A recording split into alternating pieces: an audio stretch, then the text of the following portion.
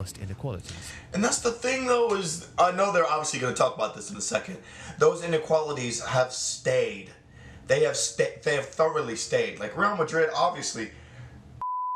What is going on, guys? It is JJ here, back once again with yet another video. And today we're going to take a look at which is the best football league in the world. Now, obviously, this video is probably going to be which of the big five is the best. It's Bundesliga, La Liga, Serie A, Ligue 1, and the Premier League. We may change the title of the video to that. I'm debating it, but we're going to actually take a look at the video. It is Tifo Football. Once again, I absolutely love their videos. So informative, so amazing, so classic. It's just so relaxing. The man's voice is very soothing and methodical is what I meant to say, and I'm a little jealous that he has that beautiful of a voice and is kind of using it for something like that. It's perfect for podcasts. But we're gonna take a look at which is the best football league in the world. You guys obviously I need to hear your arguments, I need to hear your statements, everything you guys want me to know as to why which league that you guys prefer is the best league in the world. I'm honestly gonna say it's the Premier League because that's where the money is at, and you know, the league with the most money usually is the one that's the most watched and the one that's the most adored. However, it's mainly probably because that there's a language barrier for some people. That's what they stick to. But let me know what you guys think down in the comments below, and let's get into the video. As always, guys, you can find the original video just down in the description below. I got a headphone nice and tucked. In-depth sports coverage from The Athletic is now just £1 a month with an introductory offer. See the link in the description to sign up. Which is the best football league in the world?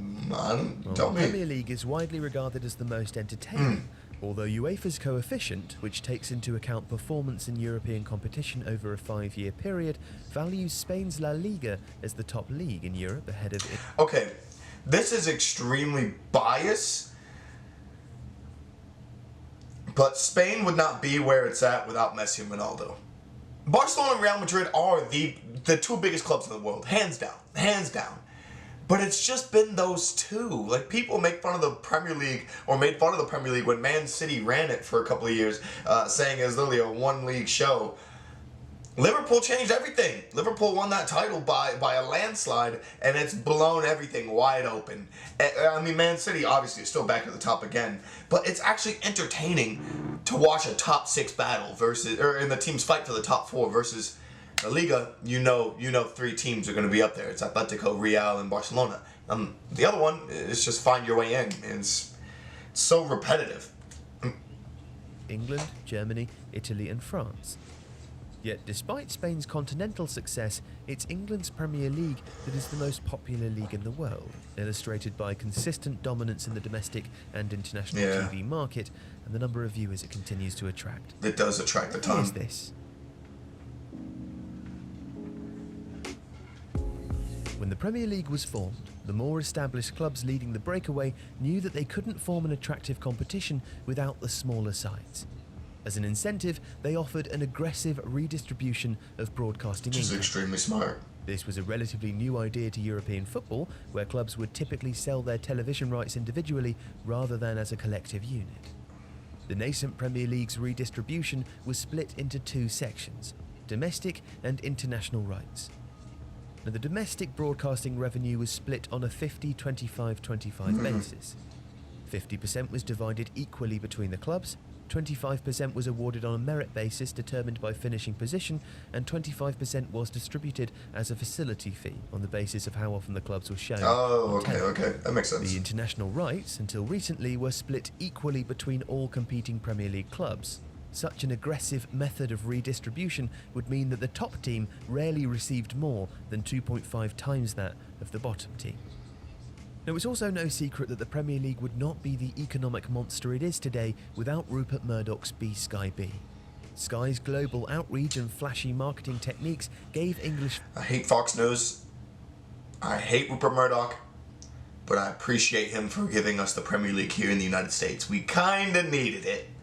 We needed it, okay? It was a necessity. Football and they gave us Champions League for the longest time. The first deal from 92-93 to 96-97 was worth £304 million.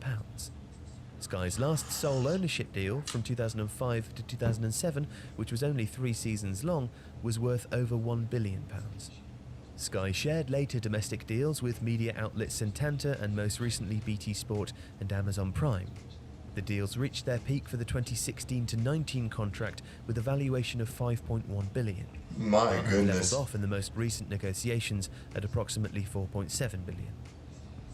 This aggressive method of redistribution, coupled with the huge growth of television income, broadcasting made up 53% of all revenue obtained by Premier League clubs in 2017, allows the Premier League to achieve match-day uncertainty of outcome and successfully brand itself as the league where anyone can beat anyone. Yeah, that is fair. This, ultimately, is its USP, and what makes it such a potent entity to market.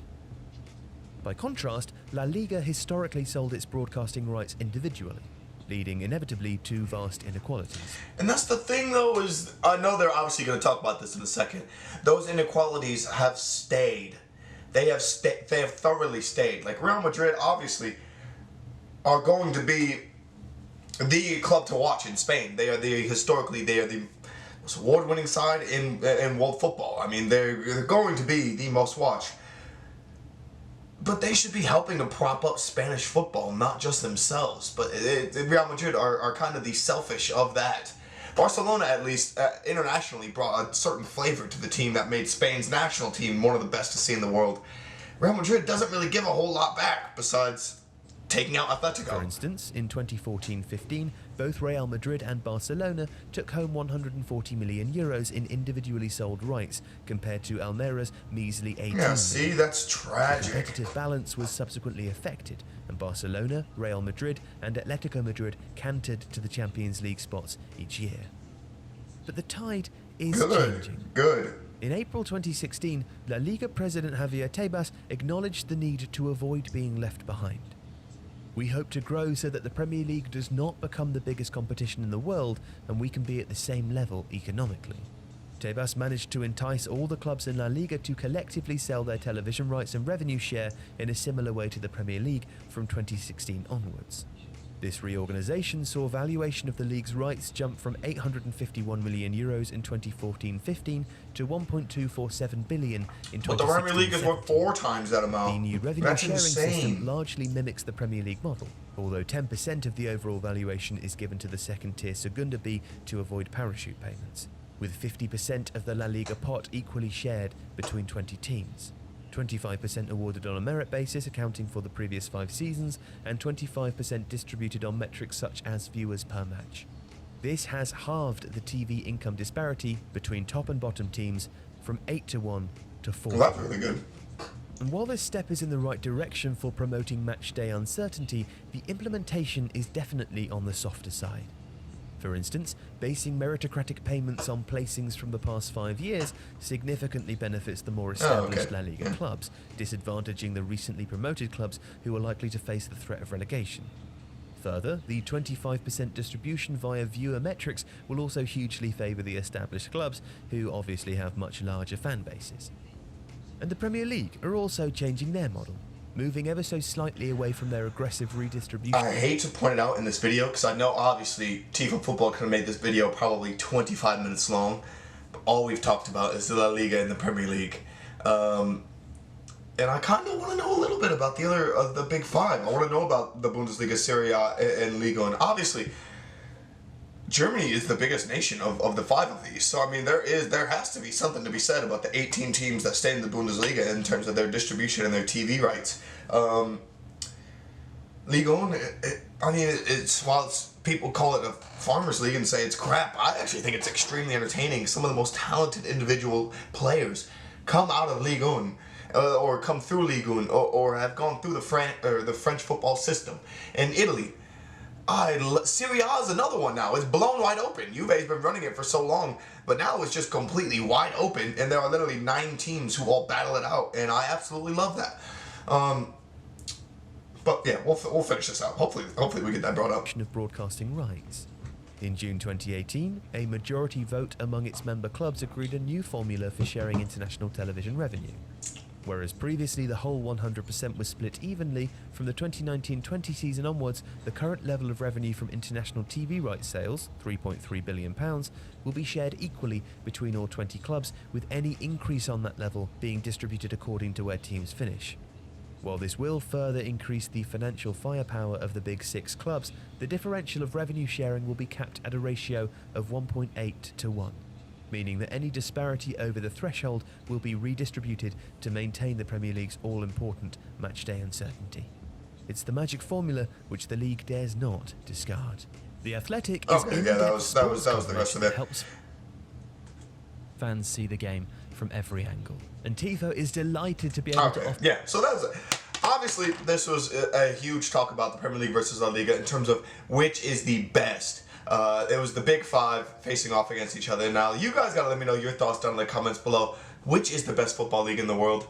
I don't really know anything about the TV rights and the revenues between the Bundesliga, the Serie A, and Ligue, but I don't know. I want to have an honest discussion. Let me know which league you prefer and why. Obviously, I will say I'm a Premier League guy. I'm a Premier League guy all the way. Been a Chelsea fan because of Drogba ever since I started watching it in years and years ago. But the Ligas, I mean, obviously Spain for the longest time, especially in the early 2010s and all the way up until 17, 18, ran European competitions, both Europa League and Champions League. They ran the European competitions.